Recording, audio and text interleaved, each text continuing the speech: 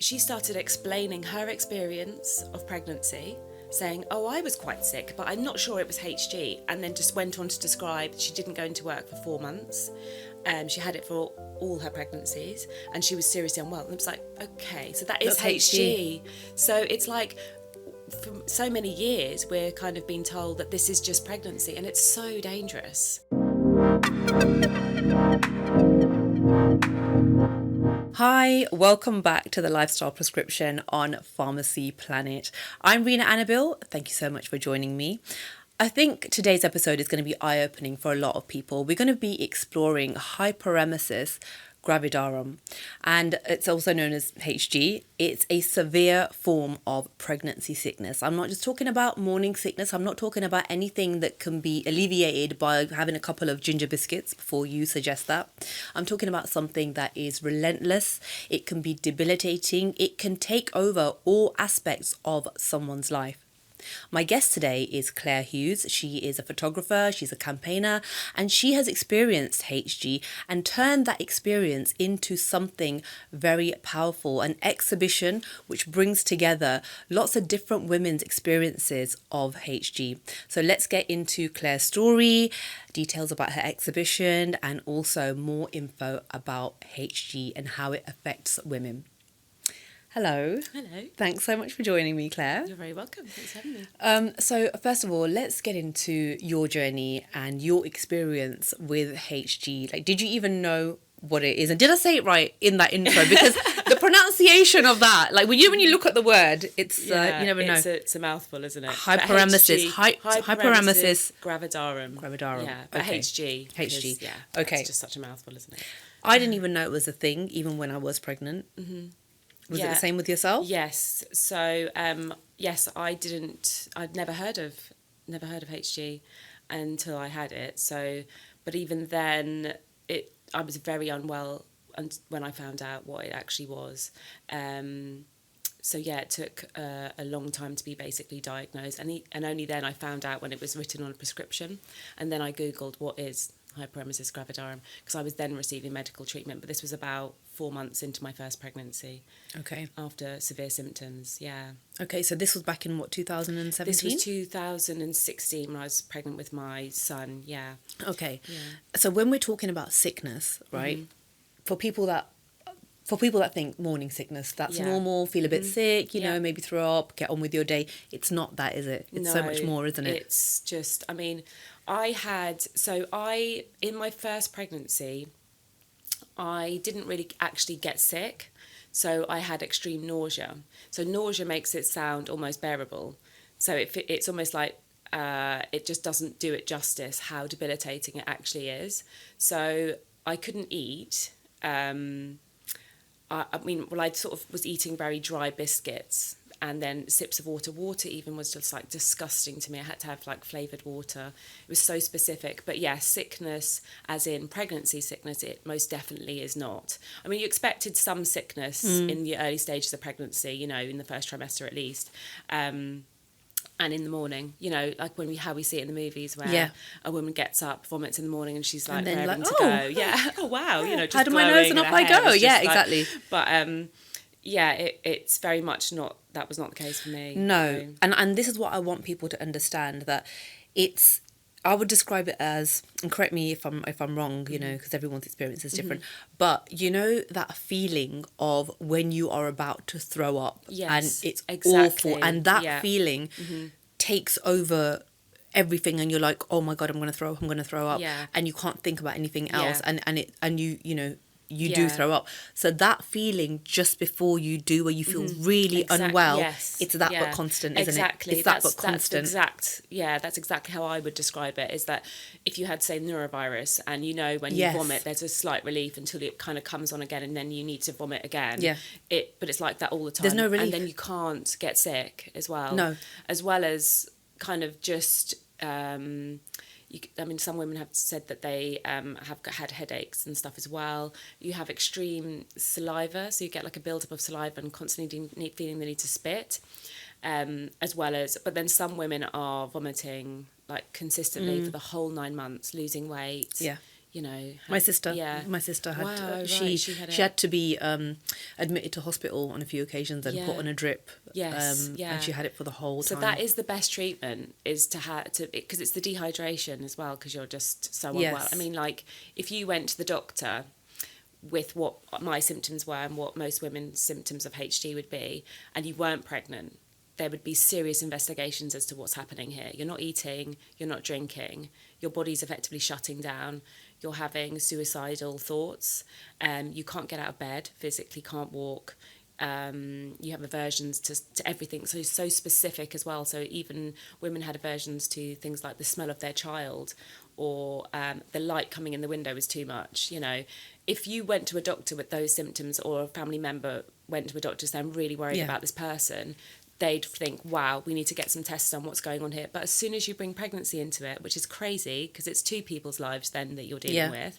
it's just like, oh no, that's normal. No, have a ginger you just biscuit. need to deal with, have a ginger biscuit. You just need to deal with that. Or you just I need wanted to try harder. Like, a ginger biscuit, yeah, you just... The amount of times people said that to me. You want to punch them, don't you? I mean... I've had all the ginger biscuits. I've had all the ginger and also, biscuits in the this supermarket. miraculous thing of a ginger biscuit. Surely if it was that fucking... excuse my French. If it was that kind of like...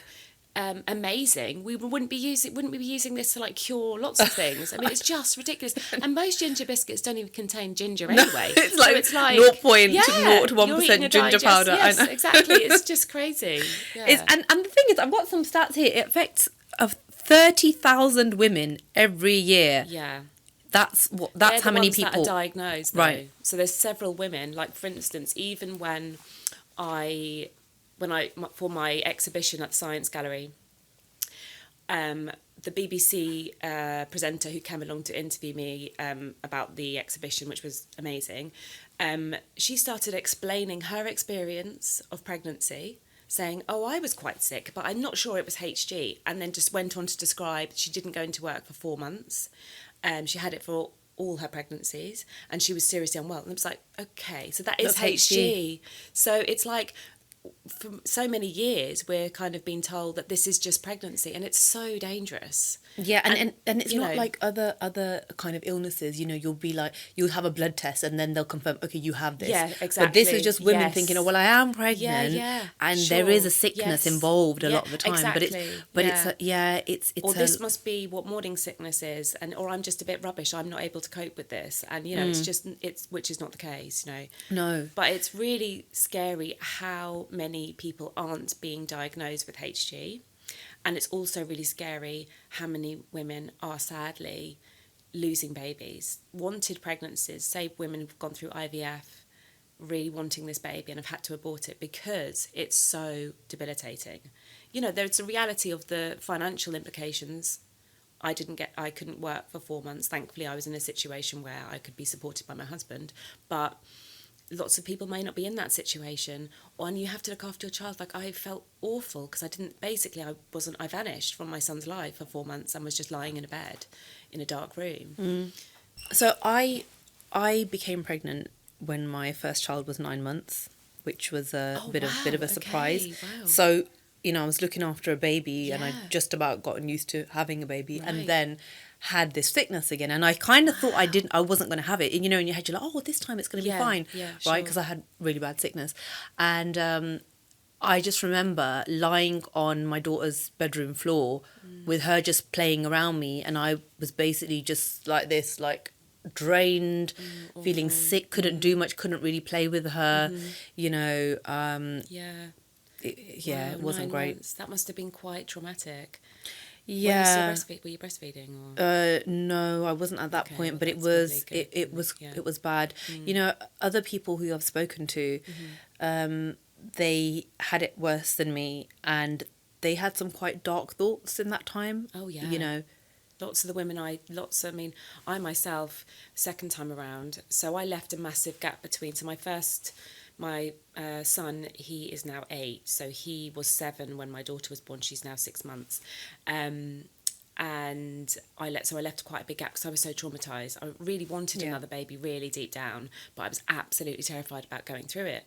So I kind of left it, and I was 41 when she was born. So again, I left it, you know. Yeah. And then I thought, we sort of said, let's try, and then it happened quite quickly, and then it was like, I'm straight back in this again, and I was so unwell, even second time around, armed with the knowledge that I have and actually support, that I could contact obstetricians to get some guidance and some help in relation to drugs and what have you.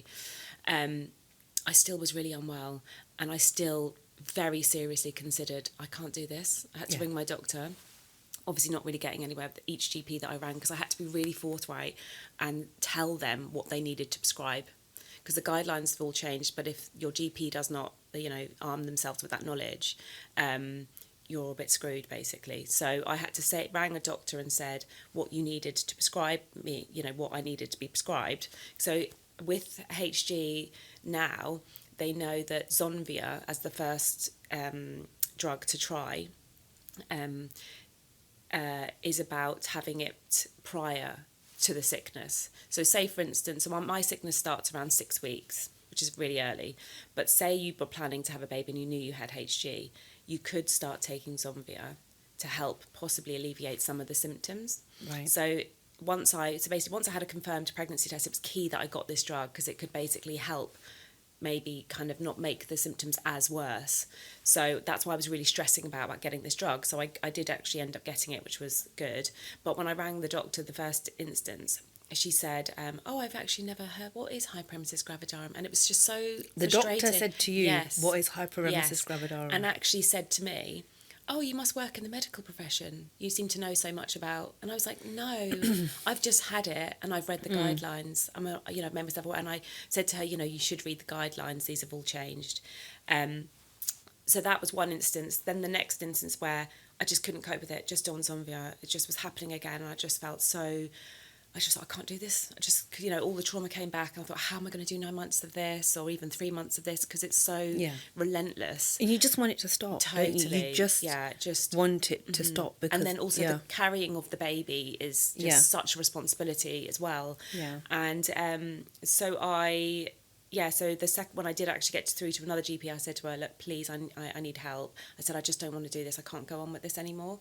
And she was saying that's when she started to take it seriously, and then tried the next drug, which is ondansetron, because I was basically saying I need to be booked in for an abortion, because I genuinely could not go through that if I hadn't have got ondansetron.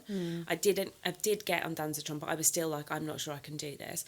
So I had ondansetron and it did help, but I still was sick, still completely washed out, debilitated, dark room again, same old setup, in a room on my own, not able, and then just picking at tiny bits of food.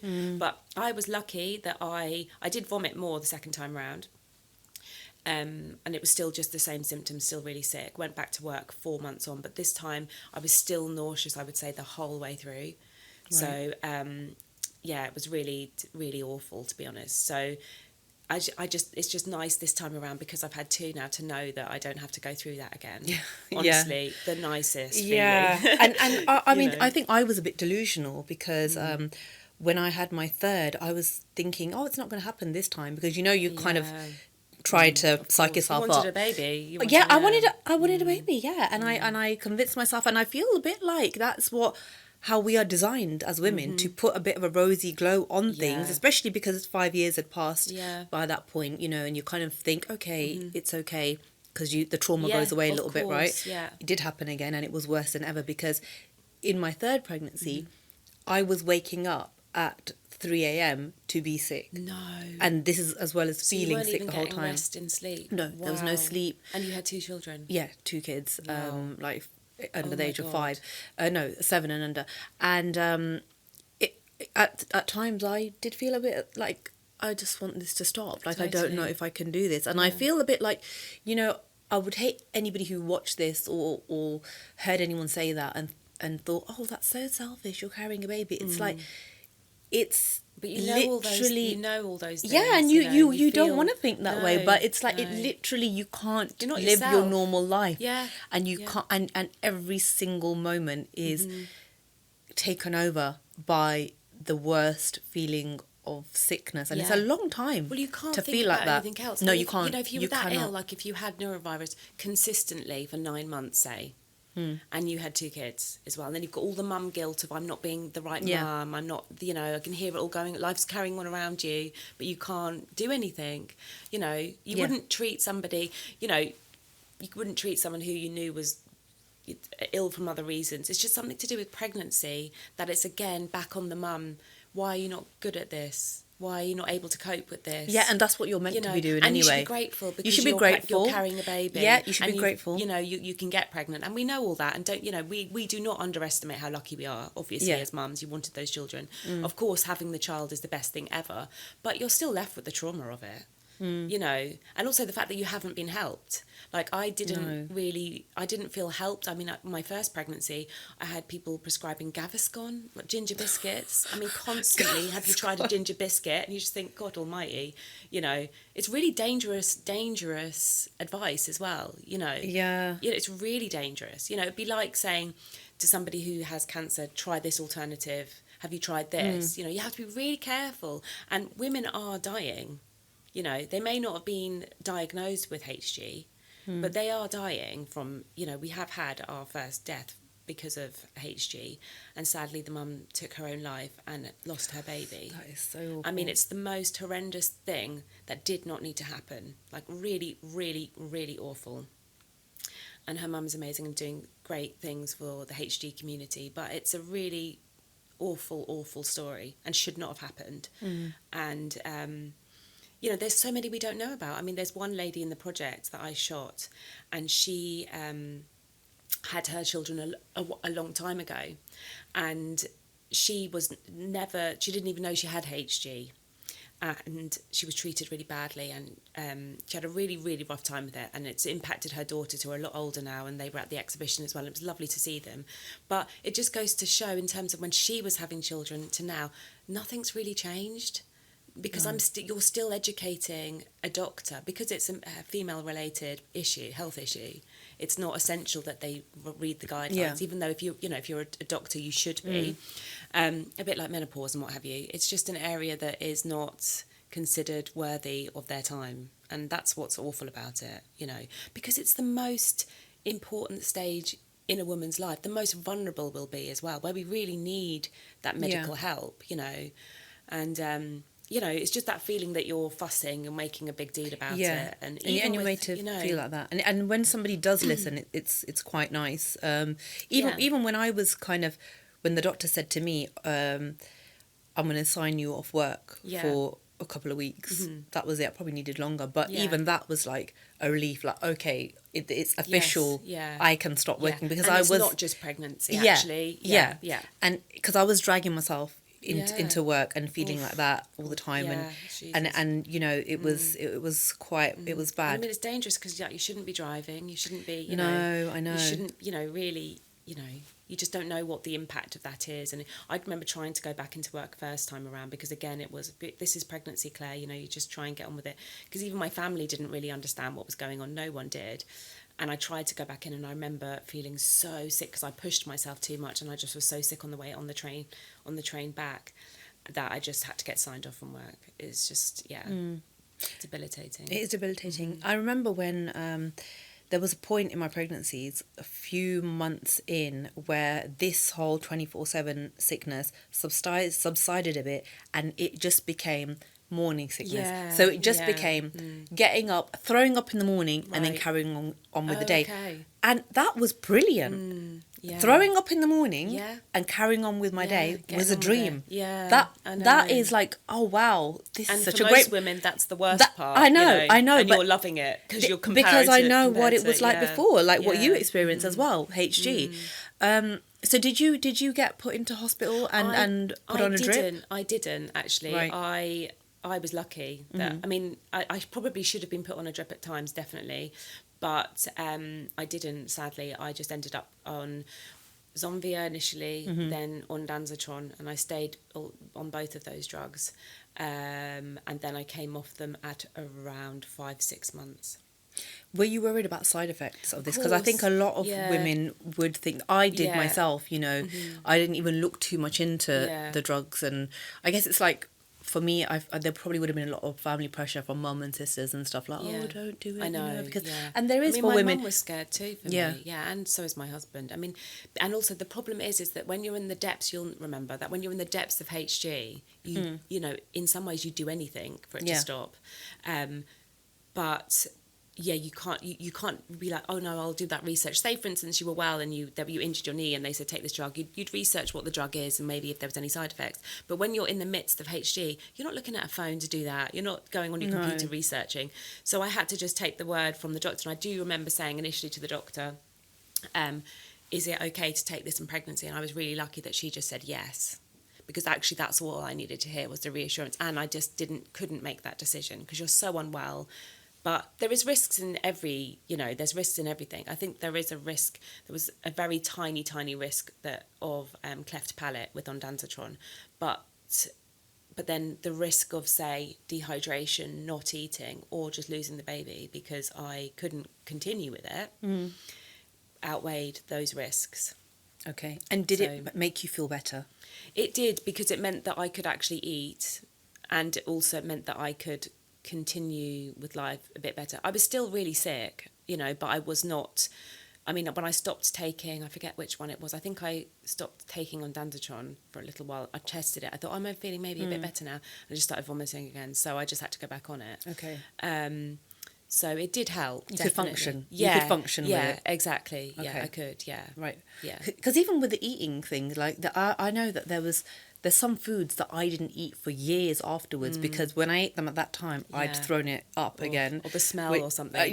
Or something like that. And so I remember at one point I lived on plain jacket potatoes with salt and butter, because the thinking was that when you threw them up again, they didn't really taste of anything. Yeah. So that was the whole theory. But and if I eat this, it's so food, plain. When I throw it up, it's not going to taste of anything. So I'll just keep eating this.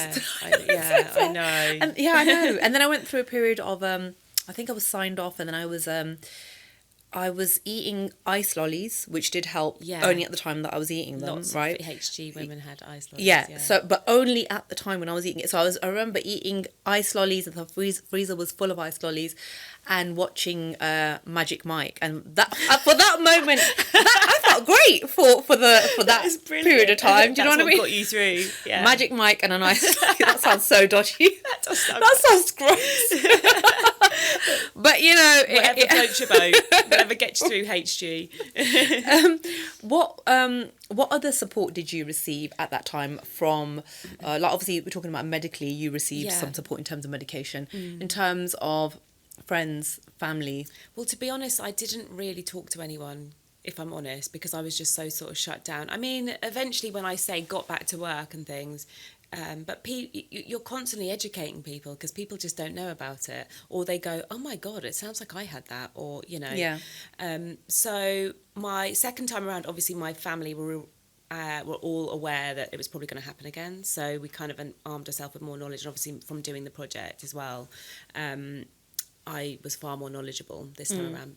And actually, when I found out that I was pregnant with my second, it was the day before I was due to fly to Los Angeles to go to the HG conference. And I was photographing it and then showing work from the project. So it was this like, won't I go? Because it was a risk to go. But then I sort of thought, no, I'm not letting HG ruin this. But the trauma just came back, because I knew what was about to happen to me. And then I was flying into a HG conference, which all they were talking about was these stories of women, and it just put me straight back into that world. But it was just so random to kind of be there, showing the work, talking about HG, and also just literally days into my pregnancy. And then a bit kind of like, why am I here? Why have I done this? And I had a horrific delay on the way back. But so I got support, and because I had more community there, so it was lovely. And I had support from the community of women that I've met who have all been through it, and they were messaging me and supportive, and that was really nice, because you know what it's like when you don't have to explain it, like an understanding of, and they'd say things like, look, you don't even need to message me back, I'm just thinking of, and that really helped, and also just like, you will get through this, you're going to be okay, you know, and that sort of moral support, and just knowing that somebody really understands. And I think that's really key, isn't it? I think It's so important. It's so important. because it's the acknowledgement that Yes. it's not, you're not crap, you know, this is what's happened to you is awful, but Yeah. you can get through it, because women have survived, you know, and you need to kind of hear that, really. I think. Absolutely. So let's talk a bit about the exhibition. So when did you feel that you wanted to put your experiences into this exhibition? Well, I think, so post-pregnancy first time around, so I was left, I didn't really, during the pregnancy, I didn't really think about HG, because I kind of just wanted to get through it. I was really unwell, got back to work, and then everything was first, so I was kind of like, let's just get through this pregnancy. But I noticed that post-pregnancy, there was trauma, some sort of PTSD, definitely, from the pregnancy, and I wanted to understand maybe what was going on. So, I mean, I'm a photographer, so in my work, I like to, I'm socially engaged photographer, so I like to think about ways my photography can help. Yeah. And I tend to sort of research old archives or collections, and so from history, to try and find a parallel with what's happening in contemporary issues in society. So I had always been fascinated by the hidden mother photography, which was in the Victorian era. It's actually quite spooky looking, but photographers used to in order to get an infant shot of a baby that wasn't blurry or, you know, and in focus, they'd have to be very still. So what they used to do is disguise the mother as a piece of furniture, and then so that she could hold the baby in place, so they could achieve a well-shot photograph. But what you're left with is really eerie. And when you look back at the collection of those pictures, I was always just really fascinated by them, because they're just so mad, basically, but so beautiful, and but also really sad that there's a mother behind that. So you know, it's just not nice. But really what that became was a metaphor for how I felt. So in Hidden Away, I was just in a room for months on my own, and also the actual thing that was happening to me was hidden from me, because it was just dressed as pregnancy. So I didn't even know that this had a name, you know, what was happening to me. So that became a metaphor. But so really what I wanted to do was, also in a selfish way, I wanted to meet other women who'd gone through it, to kind of feel validated that, no, this is awful, and that more needs to be done.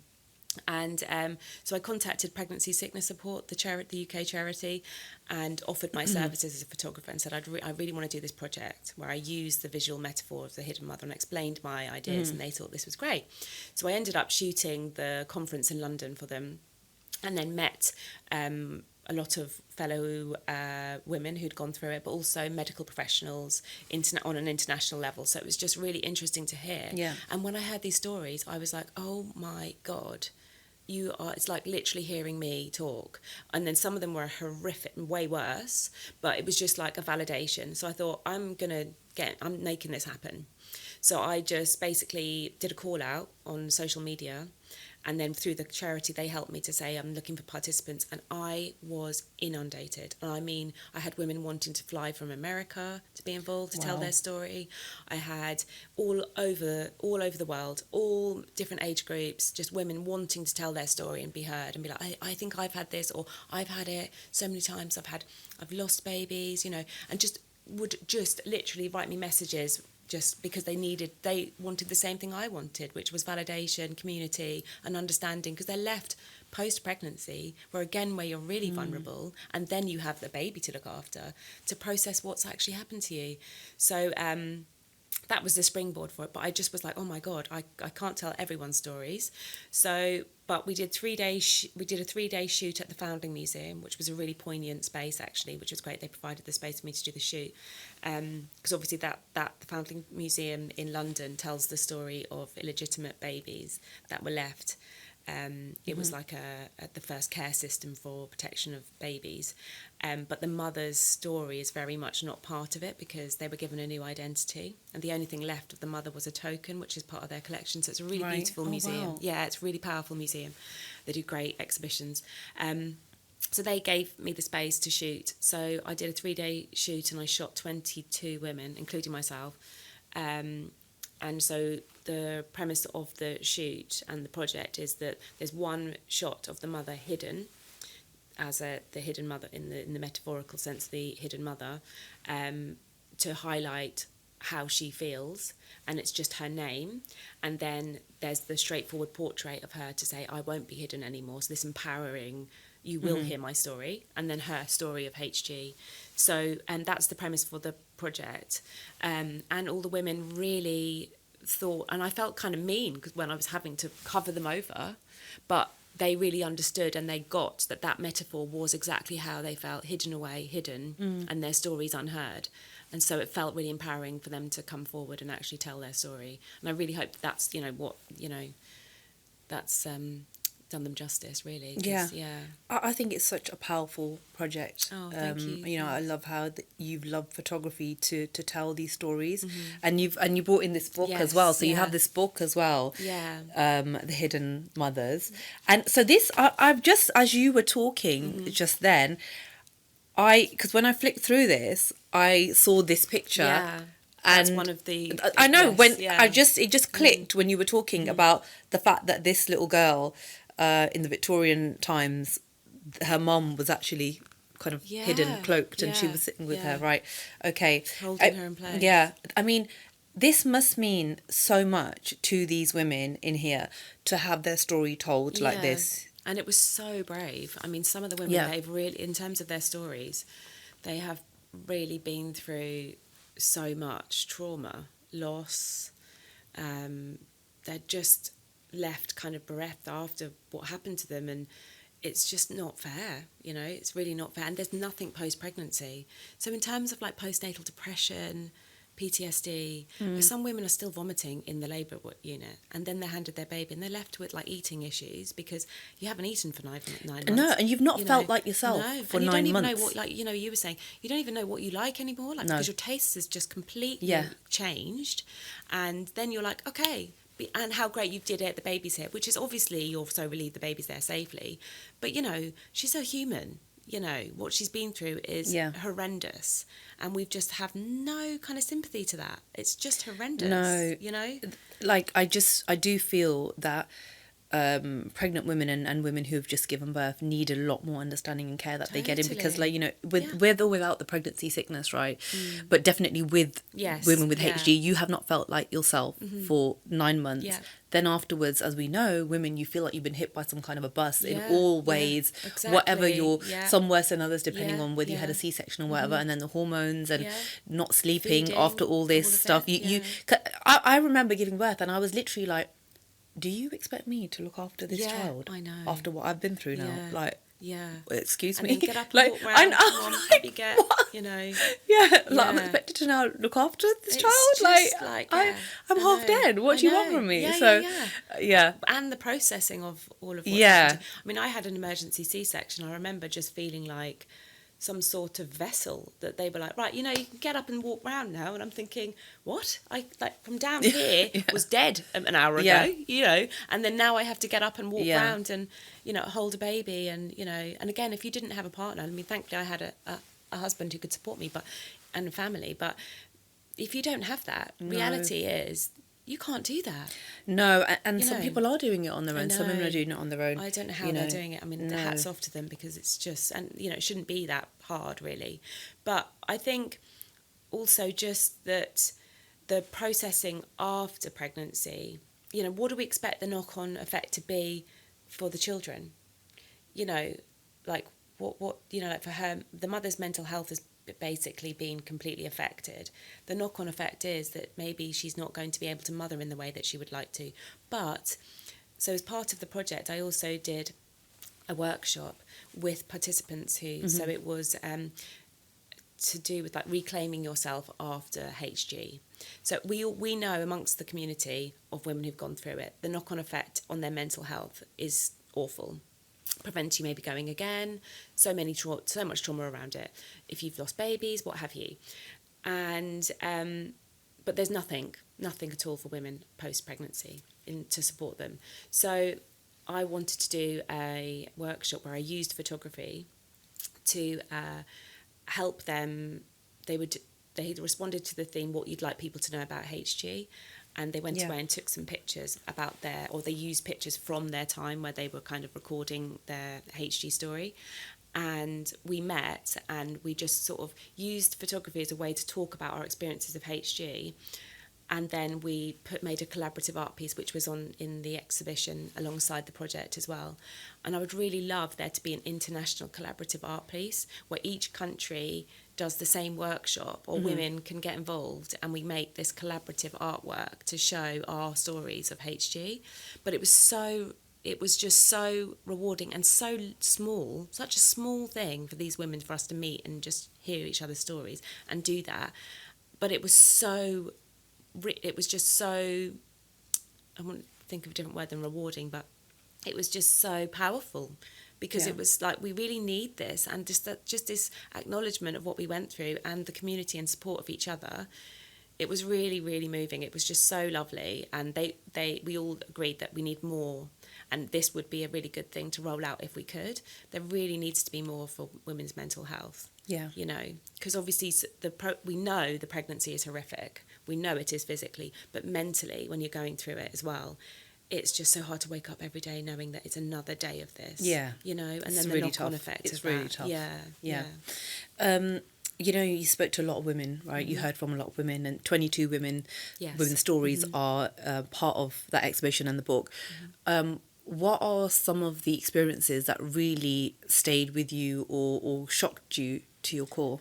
God, to be honest with you, there are so many. I mean, obviously the losses, you know, women lose basically wanting a baby and maybe not being able to go through with the pregnancy. That's awful. As in terminating the pregnancy. Yeah, because they just couldn't go through with it. Then I think a lot of issues was also around families not supporting as well. That was quite, because say you might have an in-law that is, well, we're able, just not a lack of understanding, and again a kind of like, no, this is pregnancy and you should be able to deal with it.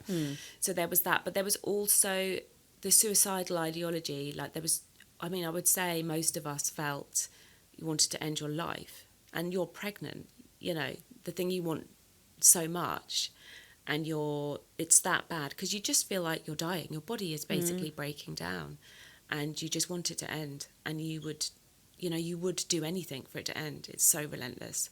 So I think, I mean, that's so dark, isn't it? That really is. You know, it's just like, this should be the most, you know, greatest time of your life. Yes, it's the most vulnerable, and, you know, you are embarking on something that's really frightening, but it's also an amazing experience as well. But yeah, that's hard to hear, and us be so kind of like, yeah, I wanted to kill myself, you know, in pregnancy. That's horrendous. It is horrendous. And then it just not being acknowledged, especially when it can be helped and treated, just with a little bit of, you know, education. So I think that's shocking. But I think the knock-on effect of pregnancy and the trauma it had on the women, you know, it's all there when you speak to them, you know, it's just all there on the surface, you know. Where do you think that the biggest gaps are in terms of, you know, what you've experienced, what you've heard, the biggest gaps in terms of healthcare professionals really understanding what women want and giving them the support they need? And are things changing? I think things are. I mean, I'm hearing. I think they're changing, but I did have to. I mean, I don't know, because I suppose I'm armed with so much knowledge. I was more forthright in my care second time round. I hope things are changing. I think some of the leading obstetricians would say things are changing. I do think, because there's been a lot more people who say are in the public eye, you know, that have had HG, like Emma Clarkson. She's doing great things, and she was so raw in how bad HG was. So maybe in the online community, we're a bit more aware of maybe severe sickness instead of it just being pregnancy sickness. I really hope so. But I'm not sure enough is changing. I mean, the guidelines policy updates, that's good, that there's a reassurance in the medication, that there is actually medication specific that you can take in pregnancy. That's quite big.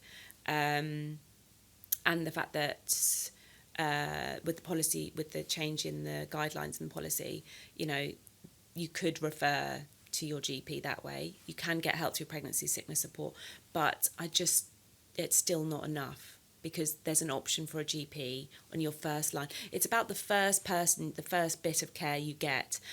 I don't know how it would be if I went into hospital, because really women should all be put on drips to help with dehydration.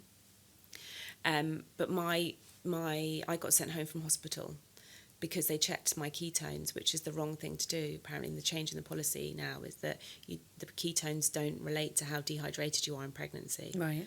I mean, I'm not completely. You're not a healthcare professional. Exactly. You're somebody who has experienced this and looked into it. Yeah. And as somebody who has experienced this and spoken to lots of women who've gone through HG, what do you think and what do you want ideal care to look like for women who have HG? I think definitely that there should be that medical professionals, whoever you are, GP, maternity, they need to be trained in it. Just no shadow of a doubt. You need to do this module. You know, just update yourself on the policy. You know, the policy that would just, you know, the change in policy guidelines, that update yourself. But a more kind of acknowledged, because I just remember being ignored. I remember lying and on the side when I was going to see, like, for my maternity appointments, and there wasn't even an acknowledgement that what I had was HG or that was severe. It was just, they ignored me, and I was literally felt like a vessel. They were just doing my, you know, blood pressure and things like that, whilst I was like effectively dying in front of them. I felt like I was, and they were just ignoring me. I think it's that, isn't it? It's the kind of lack of humanity, and also just like, do you think I'm doing? Like, do you think I'm putting this on? Or like, you know, and so I think a more understanding about how bad it is. But no one once ever said to me, have you heard of the pregnancy sickness support? Nothing like that. If there could be more like community-based, so in, like, you know, the maternity centres, the child care centres where you get advice on breastfeeding, things like that, why can't there be some groups where women meet? Absolutely. I don't remember any. No. And also what I struggled with is I feel like I didn't want to engage much with our mother and baby groups, because it's a conversation would naturally be, how was your pregnancy, how was your birth, you know, how was your pregnancy, and I'd be like, I was really sick, and their response was, oh God, yes, so was I. But, you know, and you don't want to belittle what they've been through, but at the same time you're like, no, I was really ill, you know, I wanted to die. I was that unwell. I considered getting rid of this pregnancy, you know, which is a horrendous thing to even consider, you know.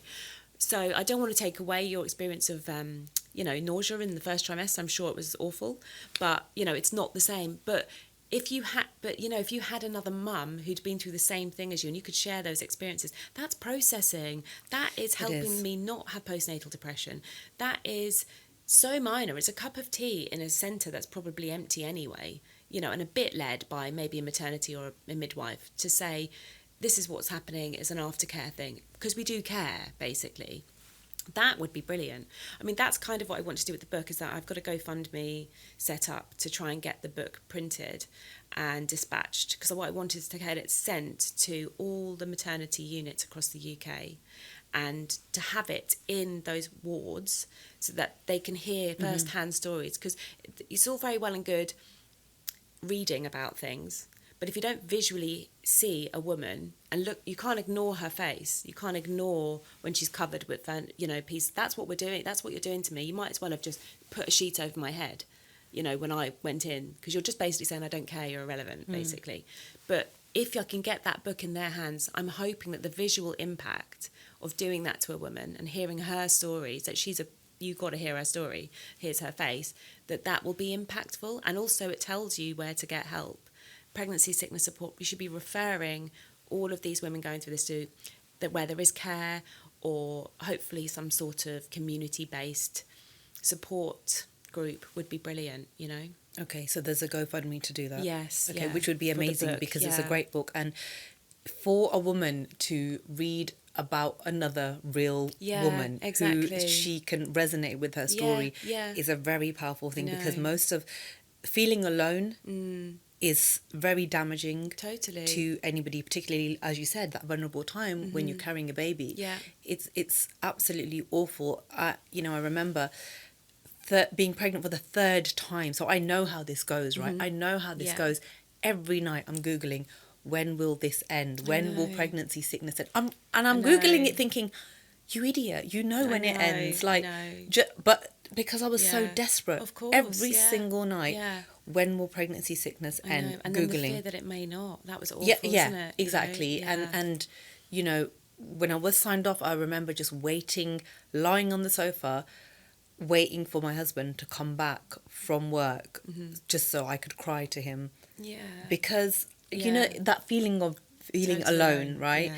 And so that is why I just think that the exhibition is powerful and this book is powerful, and I, Oh, thank you. just all the best with it. Thank you. And do you know if you have, well, obviously you have sparked conversations with this, but what kind of conversations are taking place? I think I read somewhere that because of your exhibition, that there are people in the medical field, some people who have taken note of that and are having conversations about HG and Yeah. improving things for women. Yeah, so we had an exhibition prior to the exhibition we had at the Science Gallery.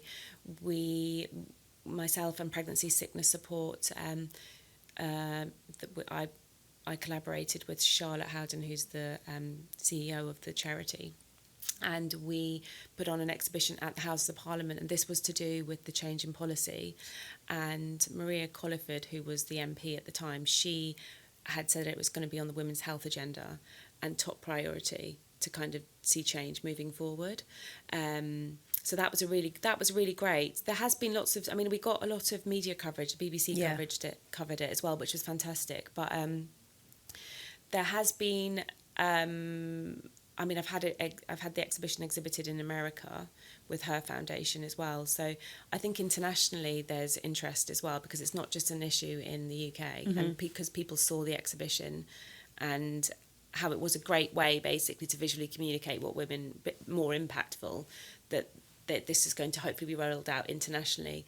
But it was great because they had the policy lab on the same day we had the exhibition, where we invited people from the medical profession to come and hear stories and see the exhibition. So that was good. Again, that's to do with the change in guidelines as well. But I'd like more. I think the book would be great. That's going to be a great kind of like legacy, really. Because I need to get it more into the hands of the staff. I need to kind of get into the NHS, basically. That's kind of what I need to do. Yeah.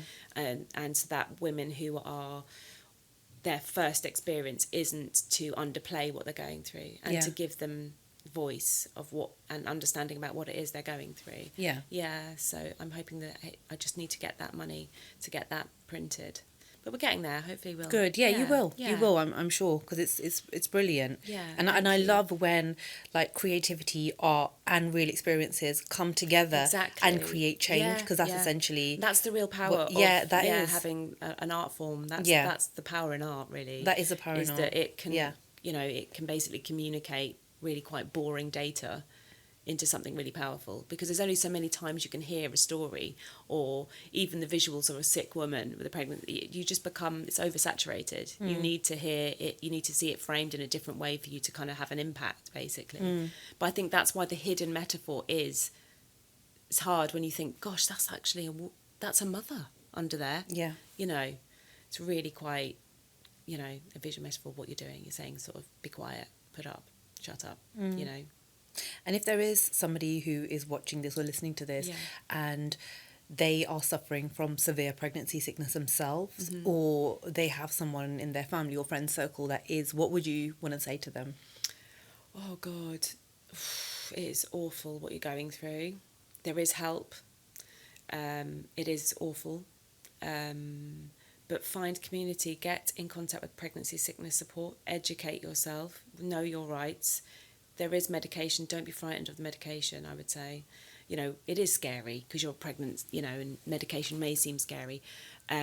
You've got to find somebody to fight for you as well. You need somebody that's going to maybe come with you to hospital visits to get you that drip. You need to have somebody who's going to come with you to your appointments, or if that's over the phone, do it on your behalf. But pregnancy sickness support can help. Follow us on Instagram, the Hidden Mothers, and become part of our community for change, moving forward. I've got a daughter now, so there is hope in the future in terms of treatment for HG, and finding not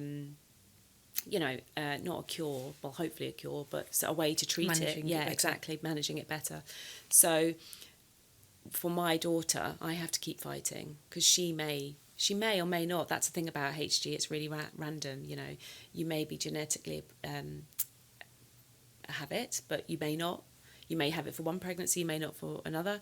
So, but if my daughter in the future wants to get pregnant, I want to make sure that things are changing and that she is going to be heard and she is going to be helped, because I just don't want her to be going through that. And that generation, fingers crossed it'll be better, Well, thank you so much, Claire, thank you for coming having me. on It's been today. lovely. It's been really nice talking to you, and thanks so much for what you're doing for raising awareness of HG as well, and for sharing your experiences here today with Sorry everybody. to hear that you went through it 3 times as well.